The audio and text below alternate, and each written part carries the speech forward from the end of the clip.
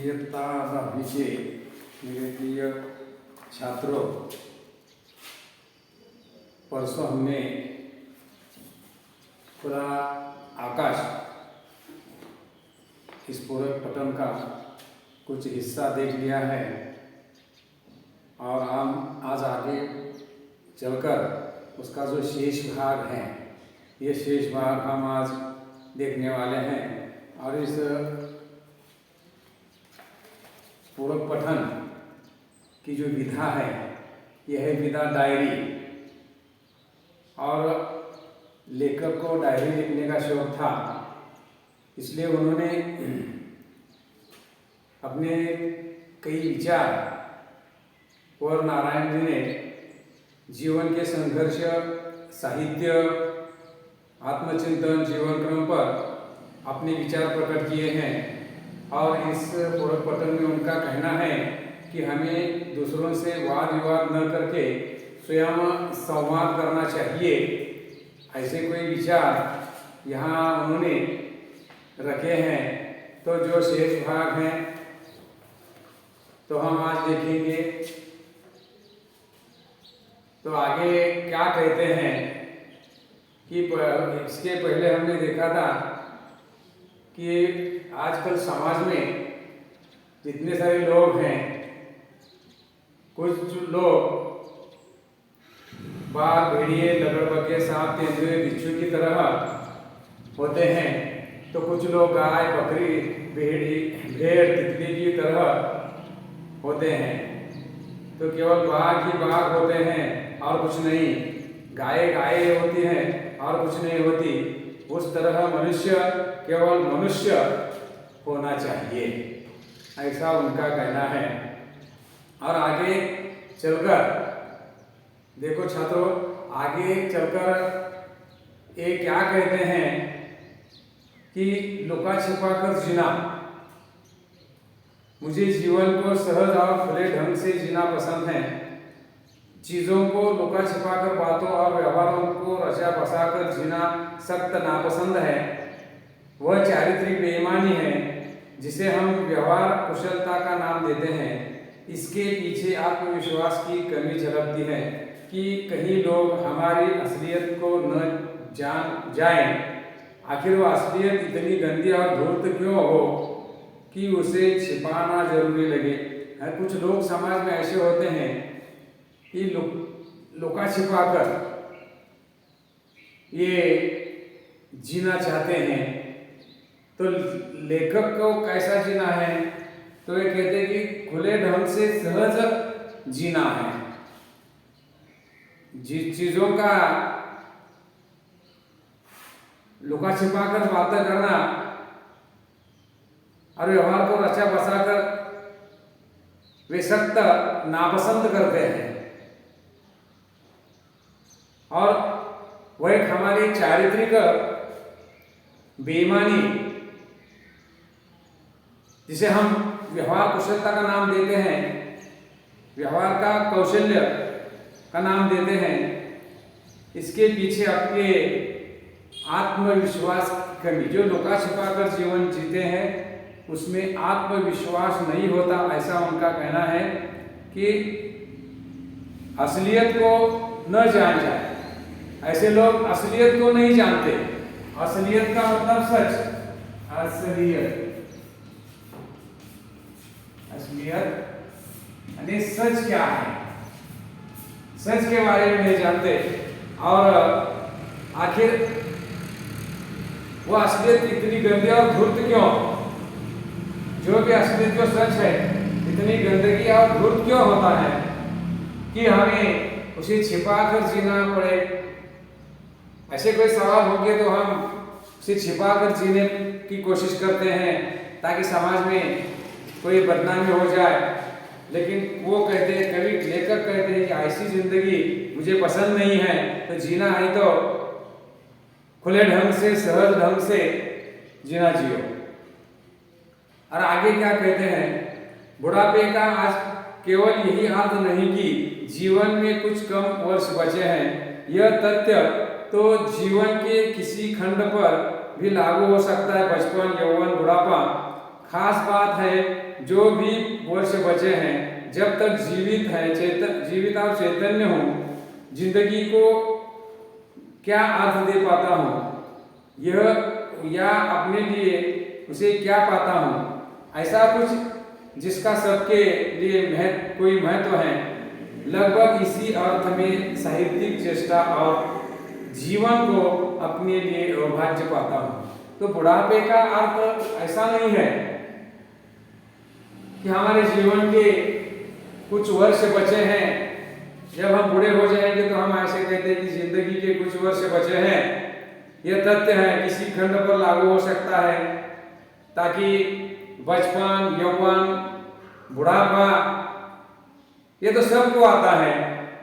खास बात यह है कि जितने सारे वर्ष बचे हुए हैं तब तक जीवित और चैतन्य रहना, चैतन्य यानी उत्साही। चैतन्य का मतलब है उत्साही रहना चाहिए,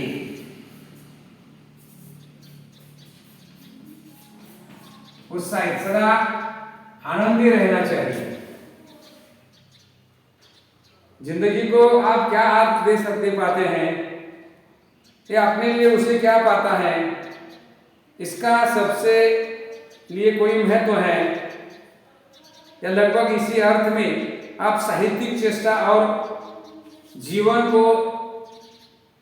जीवन चेष्टा को अपने लिए विभाज्य पाता हूँ। जो भी जिंदगी जीना है तो अवश्य ये कोशिश करनी चाहिए। ये कहते हैं कि लेखक 75 का हो रहा हूँ, यानी जीने के लिए अब कुछ ही वर्ष बचे, लेकिन जीना बंद नहीं हो गया। इस एहसास की मृत्यु बहुत दूर नहीं है। उम्र की किसी मोड़ पर हो सकती है। ऐसा हुआ भी मेरे साथ, तब हो या अब हो, यह सवाल अपनी जगह बना रहता है कि जीवन को किस तरह जिए जाए, सार्थकता से, अपने लिए या दूसरों के लिए। यानी वे कहते हैं कि मैं 75 साल का हूँ, यानी जिंदगी के कुछ दिन बाकी रहे हैं, कुछ वर्ष बाकी रहे हैं, लेकिन जीना बंद नहीं हो गया। जब तक जी में जान है, जी में जी है, तब तक जिंदा रहता है मनुष्य। लेकिन ये वे कहते हैं कि लेकिन 75 साल का हूं, जिंदगी के कुछ वर्ष रहे हैं, ये भी मालूम है, जीना बंद नहीं हो गया है। और एहसास इस बात का हो रहा है कि मृत्यु बहुत दूर नहीं। एहसास यानी दुख, एहसास हो रहा है कि चिंता हो रही है, दुख हो रहा है कि जिंदगी के कुछ दिन बाकी रहे हैं। किसी भी उम्र की किसी भी मोड़ पर मृत्यु आ जाएगा, हो सकती है मृत्यु। ऐसा हुआ भी मेरे साथ, तब हो या अब, सवाल अपनी जगह बना रहता है। और जीवन को किस तरह जिया जाए। आप जिंदगी जीते हैं तो किस तरह जिएंगे, सार्थकता या अपने लिए या दूसरों के लिए। अपने लिए जो जीता है उसे कोई जीवन नहीं कहते। आपका जीना औरों के लिए होगा तो वही जीना है। अपने लिए तो सब जीते हैं, लेकिन दूसरों के लिए भी जीना चाहिए, ऐसा लेखक कहते हैं। तो दूसरे लोगों को साथ जीना एक अच्छी बात है। ये अपनी जिंदगी कैसी जीना, इसके बारे में उन्होंने लिखा है। और आगे दिल्ली में रहना, दिल्ली शहर में घर ढूंढ रहा हूं। शहर से एक बहुत बड़ी बस सवारियों से लंदफंद, हर वक्त चलायमान। दिल्ली में रहने का मतलब कई पायदान बराबर 2 कमरों में 2 पांव टिकाकर किसी तरह लटक जाओ और लटके रहो उम्र भर। जिंदगी का मतलब बस इतना ही कि जब तक बन पड़े लटके रहो, फिर धीरे से कहीं भीड़ भाड़ में घिर जाओ। ने वे कहते हैं कि दिल्ली में घर ढूंढ रहा हूँ।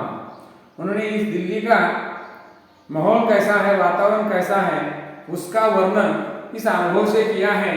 तो वो एक दिल्ली शहर को एक बढ़िया बस समझते हैं। जितने सारे सवारी हैं, ये बस जो है वो सवारियों से लंदफंद हर वक्त चलायमान।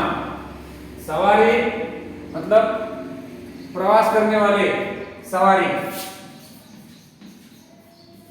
सफर करने वाले। उस बस में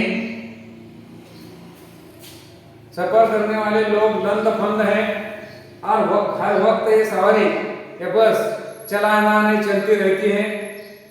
दिल्ली में रहने का मतलब पायदान बराबर दो कमरों में दो पांव पर टिककर लटक रहे हो, उस बस में लटके रहो उम्र भर। और उम्र भर ही ऐसा ही लटकना रहता रहने का है और रहना पड़ता है। ऐसा लेखक कहते हैं जिंदगी का मतलब बस कि इस जिंदगी में, इस चलायमान सवारी में हमेशा लटकते रहना, फिर धीरे से कहीं भीड़ भाड़ में गिर जाना। इतना बहुत खतरनाक वर्णन लेखक ने यहाँ किया है दिल्ली का। वहाँ की होने वाले भीड़, वहाँ के लोग ने हमेशा रात दिन चलने वाले ये दिल्ली का उसका वर्णन किया है। और आगे चलकर बहाने निकालना, जो हम शौक से करना चाहते हैं उसके लिए रास्ते निकल लेते हैं, जो नहीं करना चाहते उसके लिए बहाने निकलते हैं। अगर कोई काम हमें नहीं करना, जो काम हमें शौक से करते हैं, करना चाहते हैं,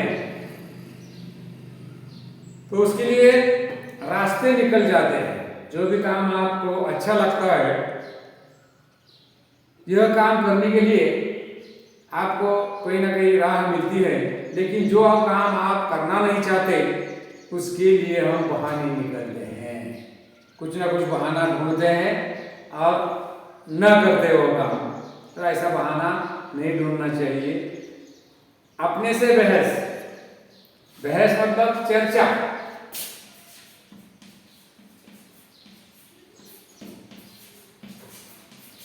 अपनों के साथ बहस कैसी करनी चाहिए? बहस दूसरों से नहीं, अपने से करनी चाहिए। इससे सच्चे हाथ लगती है। दूसरों को सिर्फ सुनना चाहिए। दूसरों से बहस से केवल झगड़ा हाथ लगता है। बहस जो होनी चाहिए, अपने से बहस होगी, दूसरों से बहस होगी, तो उसका मतलब यहाँ दिया है, जब अपने से बहस होगी तब सच्चाई हाथ लगती है। और दूसरों से बहस होगी तो झगड़ा लगता है। अपने से बहस होगी तो सच्चाई हाथ लगती है। दूसरों से बहस किया तो क्या होता है? केवल झगड़ा ही हाथ में आता है। ये आपको लेखक का कहना है, जो करना है वह बहस अपने साथ करो, अपने आप तुम्हें सच्चाई नजर आएगी। अगर आप दूसरों से बहस करोगे तो क्या होगा? तो झगड़ा होगा, वाद विवाद होगा। तो बहस करना किस तरह करना है, इसका संदेश इस अनुभव से लेखक आपको देता है, तो आप उसे अवश्य लेना चाहिए, लेखक का कहना। और आखिर में चीजों की गुलामी। गुलामी मतलब पराधीनता, ने वस्तुओं की पराधीनता। गुलामी, पराधीनता।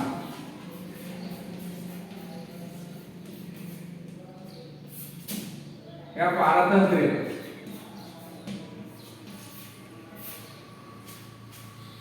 स्वातंत्र में कुछ दिनों पहले एक कंप्यूटर ने मुझे 40,000 रुपए में खरीदा है।